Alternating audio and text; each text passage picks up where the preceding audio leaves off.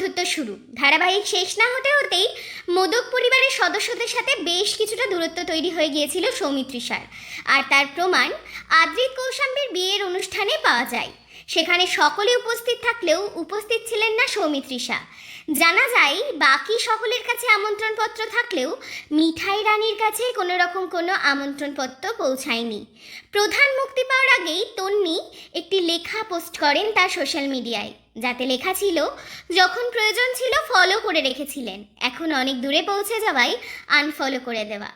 এই পোস্ট যে তন্নি সৌমিত্রিষাকে উদ্দেশ্য করেই করেছিলেন তা বুঝতে কারোরই অসুবিধা হয়নি।